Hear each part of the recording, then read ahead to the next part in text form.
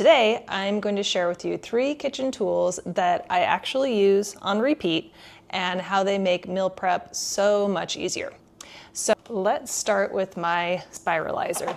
Now, I'll be honest, I don't use this for like 10 different veggies, but I do use it to spiralize zucchini and make zoodles. And for that alone, it is worth every inch of counter space.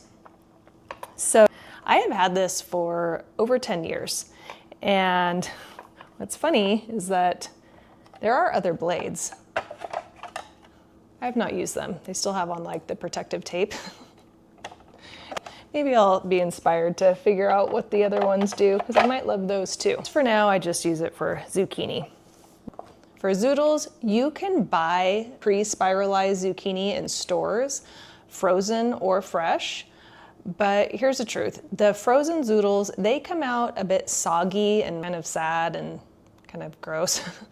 And zoodles in the produce section, like these ones, the texture is okay, but they're just not like super fresh and definitely not budget friendly. I think this was about $3.99 for this container.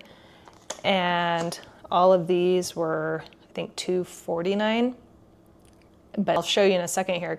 These 4 zucchini will make so much more than what is in this package. And the texture is kind of better, and the taste and the price. So first we're just going to cut off all the ends.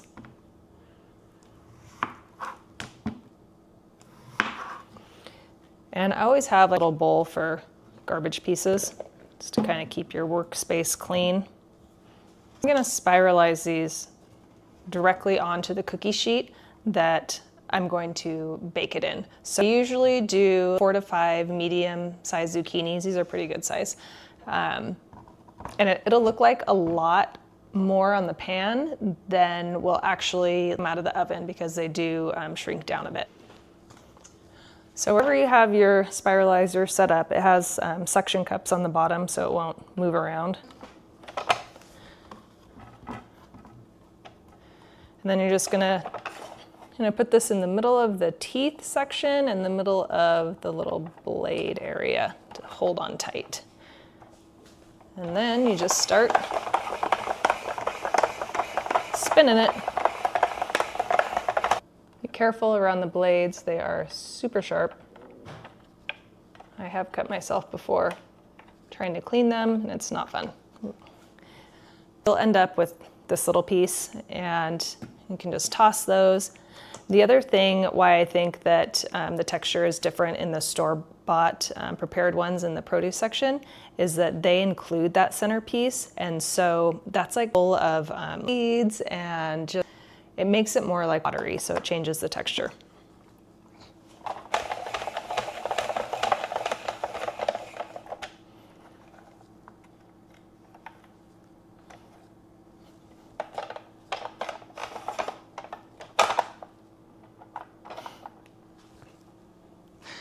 When my son was little, he used to eat these pieces.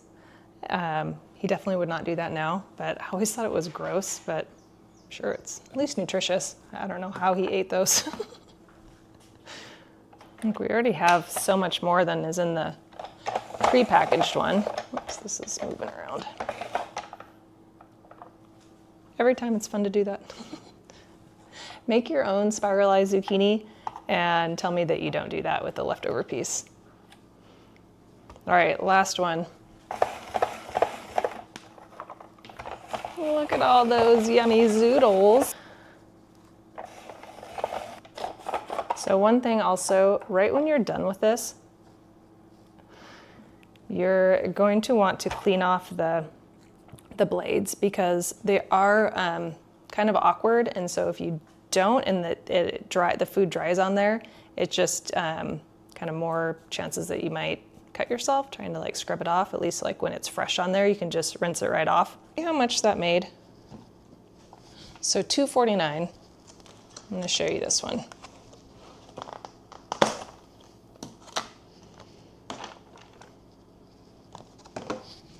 $3.99. And just look at like difference in the texture and the zoodles.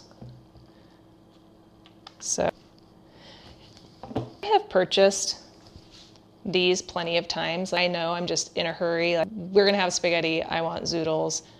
I don't have time to make my own. I will purchase this, and I still will.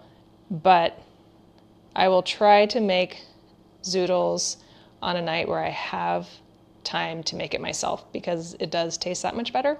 But this is like a good little trick to make it faster.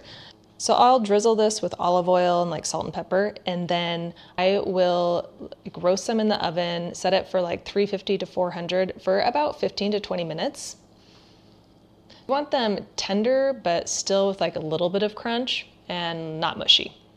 I'm gonna rinse this real quick, and then I'm gonna show you my next favorite kitchen tool right now. Next up, my small but mighty food processor. I use this when I don't feel like chopping onions, which is often. It's perfect for making sauces and dips and chopping veggies for cooking bases. So we're gonna do a mori pa mix, and I probably said that wrong, I usually do. It's a French word. It's just chopped carrots, onion, and celery. So I will buy this from Trader Joe's, and I think this is like $3.99. And I will use this as the base of like stir fries and soups and stuff. Or you can make your own. So I love this little thing because it is seriously seconds. You chop it up, the chunks, whatever you're using, throw it in, hold it down for seriously a few seconds, you'll see, and you have like finely chopped veggies or whatever you're chopping. We're gonna go in order of what's in here. Where did my knife go? These are already washed, but we're gonna cut off the ends, add them to our little garbage bowl.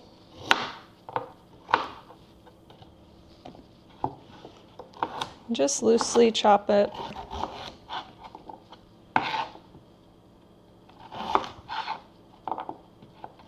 Always put like flat side down, and don't ever try to like that on a round side, or if you're cutting it like this, put the larger side down just for stability. See if this is good enough. So throw in the carrots.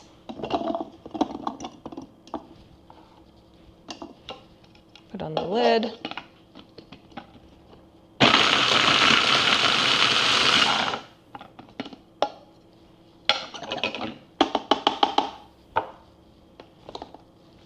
You ready for this? Oh, you see that? Look how finely that chopped it. Put this back on. So we have our carrots. Now next up is the onion. We're going to peel this off first.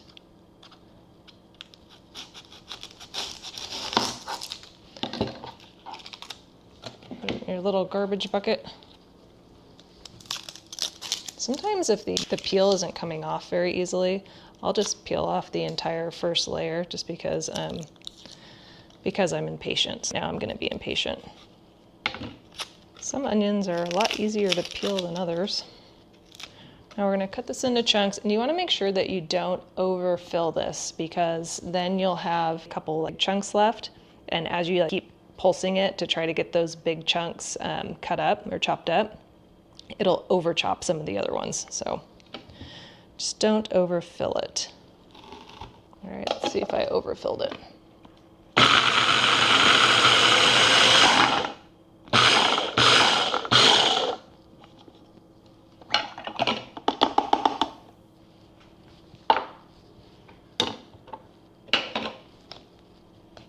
Looks pretty good. My eyes are starting to water. This one's a potent one. So a trick that you can use, which I should have done, is if you get a paper towel and get it wet and put it next to you while you're cutting an onion, it will absorb that potent kind of smell that makes your eyes water. I didn't do that, so it's probably a little bit too late, so I'm just gonna look like I'm crying.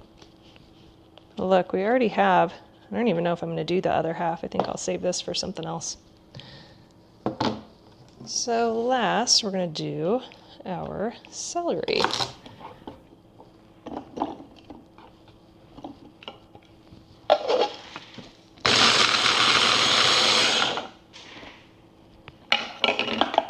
Love how quick that is.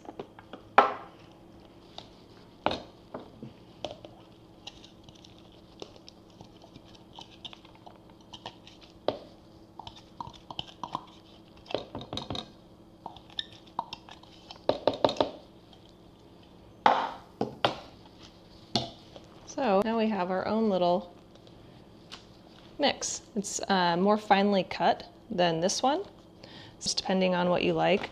I will say, like, you have kids or adults that maybe have texture issues with certain foods or like to not see veggies as much. It does make it easier when it's more thinly chopped. So. Last but definitely not least, this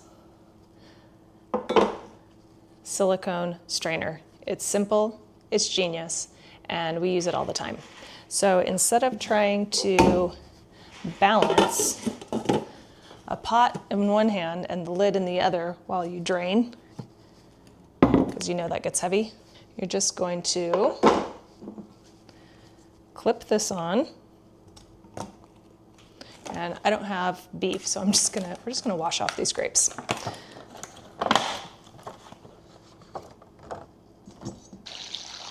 You're gonna clip this on, and then you can hold the pot with both hands.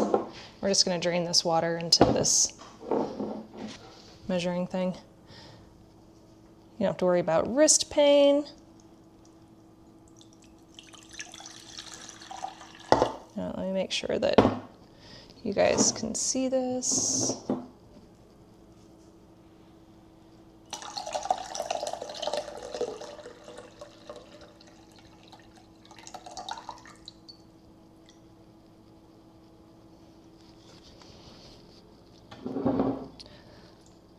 So there, you can drain with both hands with confidence, no wrist pain, and no moments of hoping that you don't dump your freshly cooked dinner right into the sink. I especially love this when I'm cooking like batches of ground meat, because the pan gets so heavy and it hurts my wrists that it's hard for me to do, or I have to make it like when someone else is home that has stronger wrists that can strain it for me. So those are 3 of my favorite go-to kitchen tools that actually make my life easier. If you've got any of these hiding in your drawer, dust them off and give them another shot. And if you don't have them in your drawer, but you're ready to add them to your own kitchen toolkit, I will put the links down below for each one. And let me know in the comments, do you already use these? Do you want to add some of these to your kitchen toolkit? And would you like a part 2 video showing just more of my favorite like go-to kitchen gadgets that just make meal prep easier? Oh, and I was gonna also add, so your little bowl of garbage, you can either throw this away, or if you are kind of curious about making chicken broth or just any kind of like vegetable stock or something from scratch, you can just dump these right into a gallon-sized freezer bag and just keep it in your freezer until you're ready to make that stock, if you don't want to throw any of these away, if you want to give them another use before you toss them. So thanks for hanging out with me in the kitchen, and I will see you in the next video.